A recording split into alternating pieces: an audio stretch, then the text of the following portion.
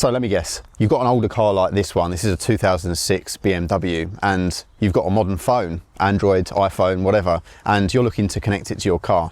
It's a bit of a faff, isn't it? Sometimes you have to have those wired adapters, sometimes you have to charge it separately. It's just really hard work. And all these modern cars, even your basic entry-level cars now, have Apple CarPlay and Android Auto. Well, I've got a solution for you. Now, this isn't a sponsored video. I've not been paid to say anything here, but I have received the product for free, so do bear that in mind. But I'm going to give you a completely honest review of it. It's not going to be the best, I think, but for the price, I really don't think you can go wrong. So we're going to look today at a product that costs only around £35 and promises to add Apple CarPlay and Android Auto to any car that has an auxiliary port and power, like a cigarette lighter. Just as easy as that. And you can make it a more neat installation if you want to, but I'm just literally going to go down the plug and play route, make it super straightforward.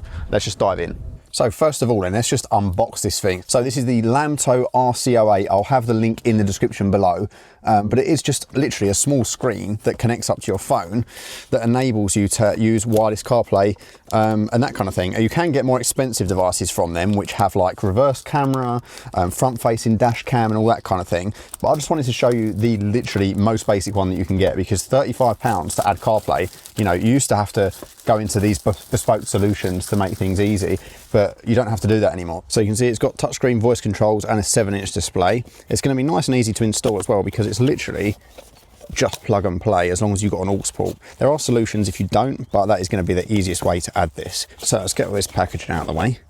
And you'll see that it literally comes with like a windscreen mount, like a suction mount, which you can put suck it to the windscreen, or you can go for a more permanent installation with like a dash sticker, or you can probably clamp it to the vents, that kind of thing. There's lots of different ways you can do it, but this one just makes it nice and easy. There's also a little plastic spudder tool in there in case you want to actually take some of the dash out and hide the cables.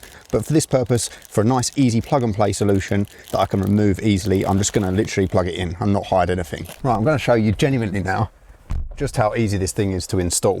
So I've got my cables, my 2 cables is all I need. I've got the windscreen sucker, which is how I'm going to do it. I'm just going to put it up on the windscreen like a sat nav, nice and easy. Let's pull this off, because I don't really care about all the gubbins associated with that bit of paper. And yeah, it looks like a kind of typical sat-nav screen really. So it literally just slots on like that, and then I can stick it to the windscreen. But first of all, what I'm going to do is I'm just going to get the stuff plugged in. So you've got USB-C for power, you've also got auxiliary in, and then you've also got an SD card slot. So like I mentioned, to make it a super easy installation, I'm not going to make this clean and tidy. You could take the dash out, tuck everything in, make it nice, but because I want to just take this out afterwards, I'm literally going to plug this into the cigarette lighter like so, then plug this into the USB-C on the device, which gives it power, and then I'm going to plug the auxiliary port one side into the back of the device, and then the other side into the auxiliary in the car, which in this car is located in this center area down here. So I think, as to not obstruct my view, I'm going to put this over here, like near the passenger side basically. So if I stick that to the windscreen and then clamp the sucker on like that, and then adjust this screen, and voila, she is on the windscreen. So there it is on the windscreen, all plugged in. Obviously you can undo bits of the dash and potentially like tuck them down the side there. I could get a longer aux cable to tidy this away, but because this is just 2 cables at the moment, I can literally just remove this in a moment's notice. There we go. So with the car on, it comes up with a setup screen. As you can see, the screen is quite dim and reflective, but at this price point I can't complain. The camera does make it look worse than it actually is, I'll be completely honest. So I'm not really bothered about most of these things. What I want to do is set up Apple CarPlay. So if I hit CarPlay, it comes up on there and it shows me what I need to connect my phone to. So let's do that. There we go. So it's come up at the bottom there. So I click on that and it should submit a pairing request. Connect to Apple CarPlay, and then in theory, yeah, there you go, straight away. So straight away Apple CarPlay has just started working wirelessly. Again, the camera kind of shows worst case scenario, honestly. Like sitting back here looking at it, it's perfectly fine, like I can see that, and it's all I need because I'd be able to go into maps and whatever. I'm gonna go into the entertainment section of the car, change over to audio aux. So it's using an inbuilt speaker there. We should be able to press the home button, go back to the home screen, and then audio output, aux. That's good. So then I'll go back into CarPlay, press this, turn it up, yep, and then we have audio coming from the car.